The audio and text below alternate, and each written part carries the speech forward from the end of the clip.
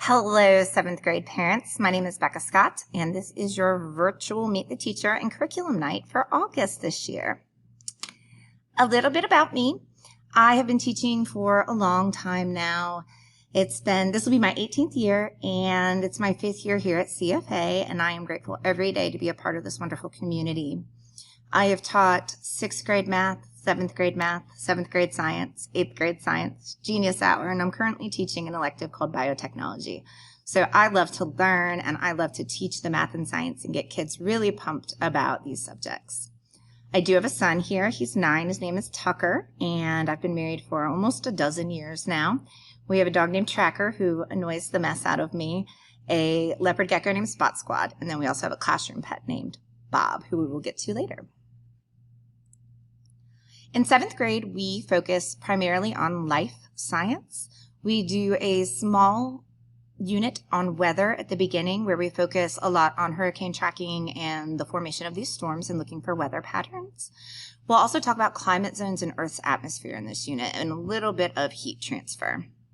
Then we really get into the biology where we talk about the importance of classification and how are things classified? How do we know if something's living? Are these characteristics of life? Do they apply to everything or do they need to change?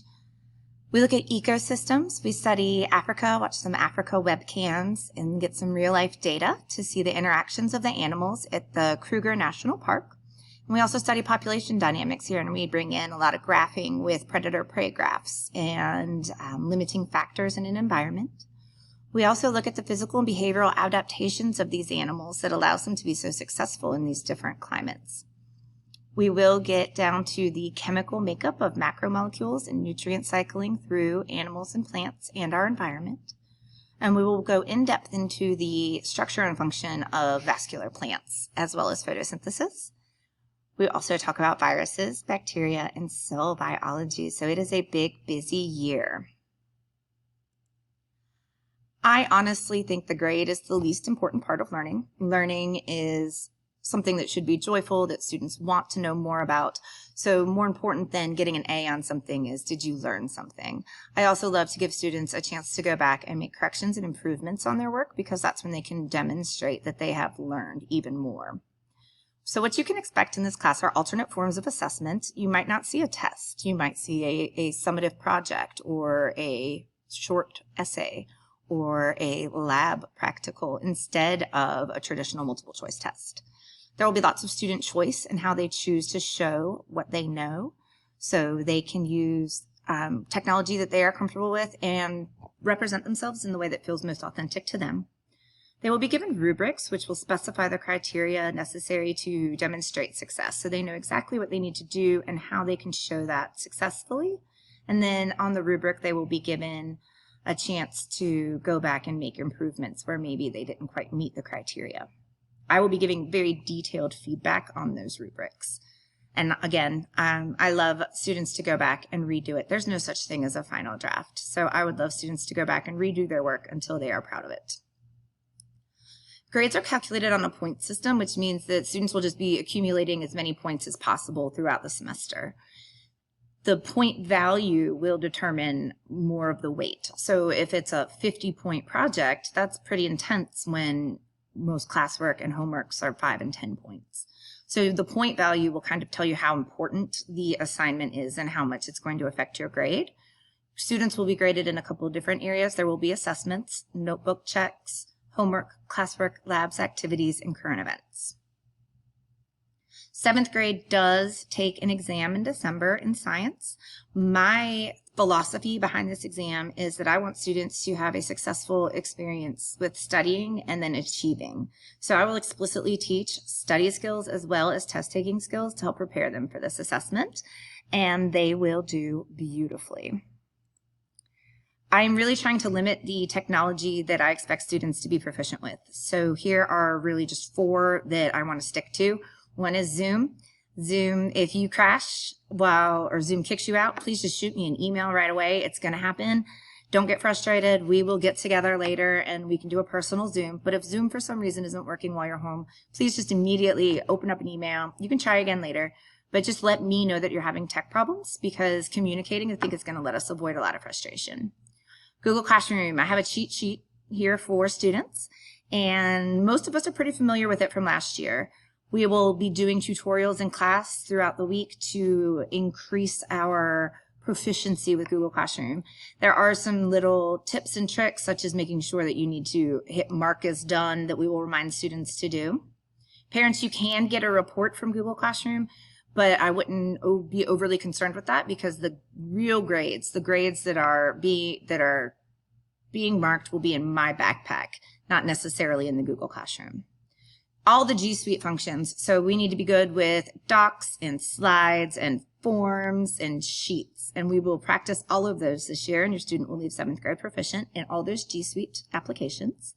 And then Flipgrid. We love Flipgrid because it allows us to see our students' faces and hear their voices, and they can do these beautiful presentations and comment, and we will use this to help teach some digital citizenship, as well as oral presentation skills, and ways to give constructive feedback to our peers.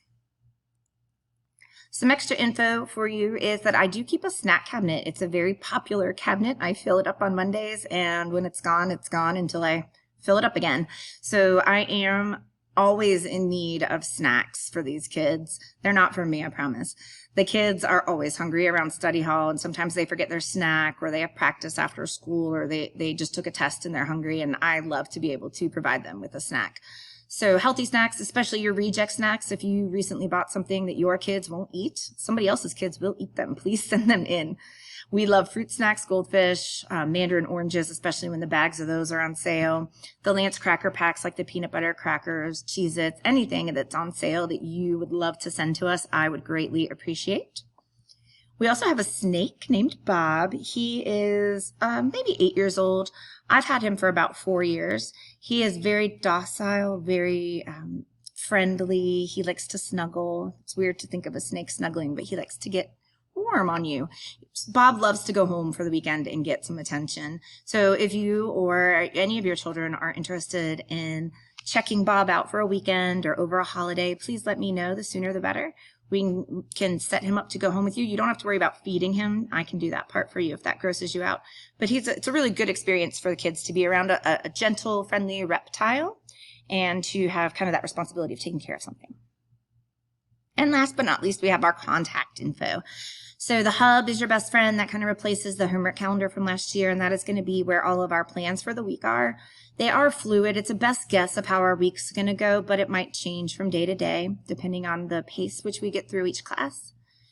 Getting in touch with me during the day, I check my email periodically. I'm usually up teaching, though. So if you email me during the day, please allow me 24 hours to respond to you. And if you email me on the weekends, please allow me 24 hours from Monday on to get to that.